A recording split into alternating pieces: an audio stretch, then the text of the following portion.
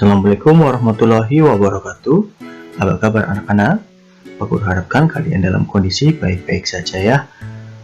Pada kesempatan hari ini kita akan melanjutkan pembelajaran tema 7, subtema 3, pembelajaran yang ketiga.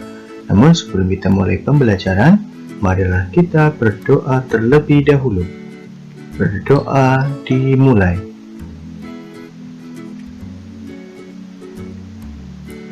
Berdoa selesai. Baiklah anak-anak, kita akan mulai belajar tema 7, subtema 3, pembelajaran yang ketiga. Namun seperti biasanya, pastikan anak-anak tonton video pembelajaran ini hingga selesai agar kalian menjadi lebih paham. Baiklah anak-anak, kita mulai ya. Nah, di sini ada sebuah pidato tentang sejahtera bersama koperasi. Anak-anak perhatikan pidatonya ya. Bapak dan Ibu guru serta seluruh karyawan SD Palapa yang saya hormati, tidak terasa sudah 1 tahun saya menjalankan kepercayaan dari Bapak dan Ibu untuk memimpin koperasi karyawan kita. Sudah beberapa tahun kita bersama-sama merasakan manfaat organisasi kecil kita ini. Perlu kita ingat kembali bahwa tujuan mendirikan koperasi bukan untuk mencari keuntungan. Koperasi karyawan kita dirikan untuk meningkatkan kesejahteraan bersama. Semua anggota memiliki kesempatan yang sama untuk menikmati hasil atas berkembangnya usaha bersama ini. Bapak dan Ibu, kekeluargaan dan kebersamaan adalah modal utama dalam koperasi ini. Peduli terhadap jalannya usaha koperasi menjadi kewajiban tiap anggota, bukan hanya tugas ketua atau pengurus. Semua memperoleh kesempatan untuk belajar. Secara mandiri, kita menetapkan jenis usaha koperasi dan menjalankannya. Pengurus yang melaksanakan, anggota yang mengawasi dan memberi masukan. Keuntungan pribadi tidak diutamakan. Justru melalui koperasi, kita mengasah kepedulian terhadap kebutuhan anggota lain. Sudah 5 tahun berjalan, semua keputusan kita tetapkan bersama secara musyawarah. Begitupun dengan keuntungan koperasi di tahun ini. Apakah keuntungan tersebut akan dibagikan kepada anggota atau akan dimasukkan kembali sebagai penambah modal? Akan kita diskusikan dalam rapat besar hari ini.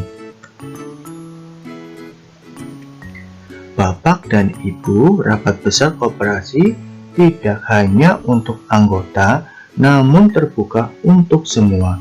Justru saya ingin semua keluarga besar SD Palapa menyaksikan proses musyawarah ini. Saya ingin semua menyaksikan bahwa banyak hal yang dapat dipelajari melalui koperasi karyawan. Saya ingin semua merasakan bahwa kesejahteraan bersama dapat diwujudkan melalui kepedulian, kekeluargaan, serta kebersamaan. Bapak dan Ibu, saya tentu berharap anggota koperasi terus bertambah.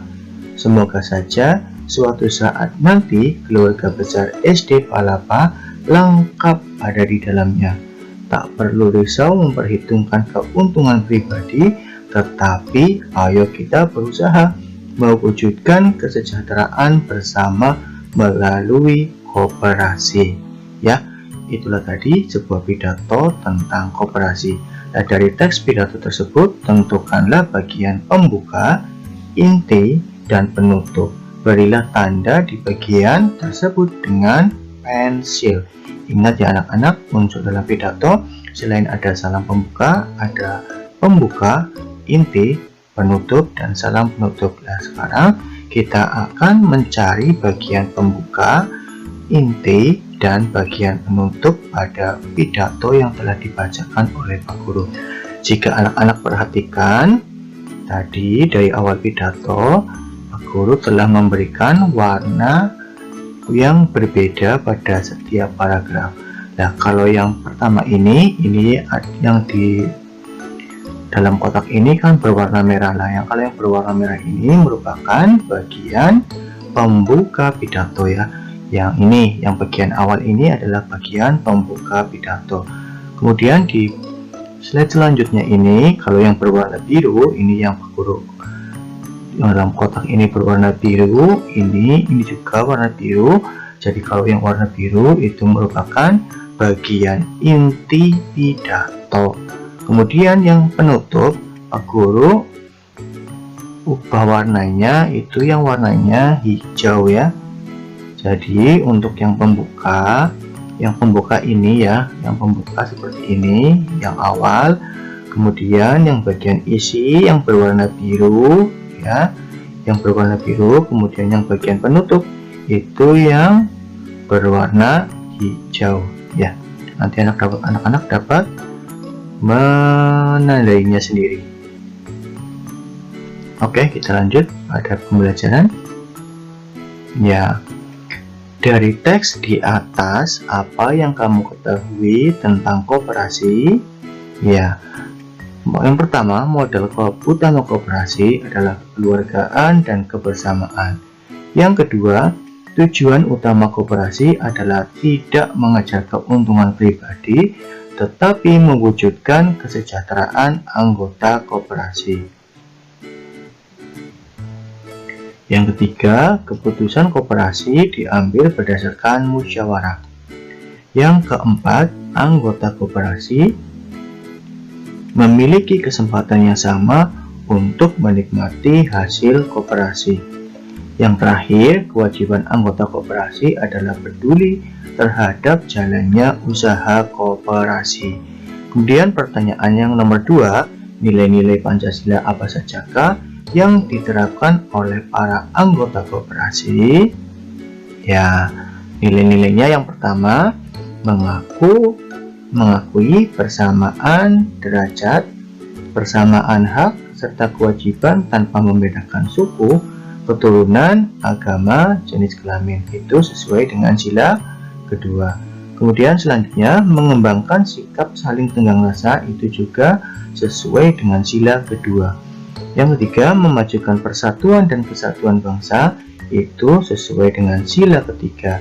Tidak memaksakan kehendak kepada orang lain, itu merupakan sila keempat. Mengutamakan musyawarah dan mengambil keputusan, itu juga sesuai dengan sila keempat. Menerima dan melaksanakan hasil keputusan dengan tanggung jawab, itu juga termasuk sila keempat dalam Pancasila. Nah, perhatikan dua gambar di bawah ini ya, anak-anak. Yang di sebelah kanan itu adalah sebuah gambar salah satu universitas yang berada di negara Singapura. Kemudian yang di sebelah kanan itu adalah universitas yang ada di Indonesia. Kira-kira nama universitas tersebut apa? Nah, mari kita perhatikan bersama-sama. Ya, kedua gambar itu merupakan bagian dari kampus perguruan tinggi ternama. Gambar kiri merupakan kampus Nanyang Technology University NTU di Singapura. Gambar kanan merupakan kampus Universitas Indonesia atau yang disingkat dengan UI di Depok. Banyak mahasiswa NTU berasal dari Indonesia. Sebaliknya, banyak pula mahasiswa yang belajar di UI berasal dari luar negeri.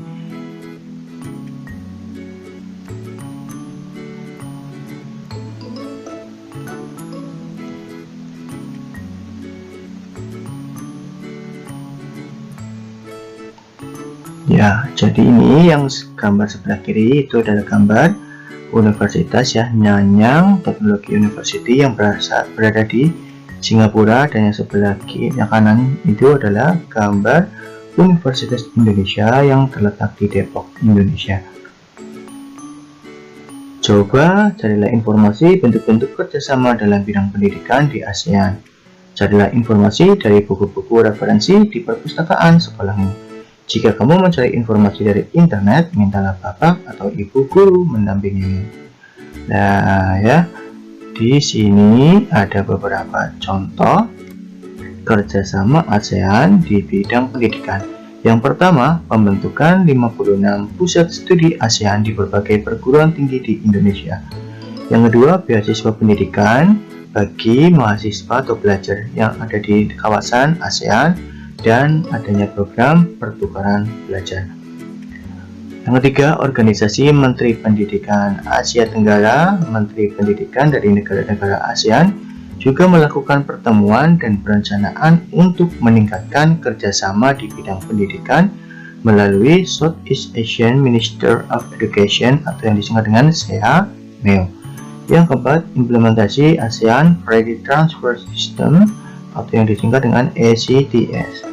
Yang kelima, implementasi East Asia Vision Group 2, di antaranya rencana pembentukan jaringan universitas di Asia Timur. Yang terakhir, yang keenam, pertemuan guru-guru dari Indonesia, Brunei Darussalam, Malaysia, Filipina, Singapura, Thailand, Vietnam, dan Korea Selatan dalam acara ACT, ASEAN Council of Teacher Convention. Nah, itulah tadi anak-anak ya, pembelajaran tema 7, subtema 3, pembelajaran yang ketiga. Semoga apa yang telah disampaikan oleh Pak Guru dapat bermanfaat bagi anak-anak semua. Tetap semangat belajar, tetap jaga kesehatan. Akhirnya Pak Guru akhiri. Wassalamualaikum warahmatullahi wabarakatuh.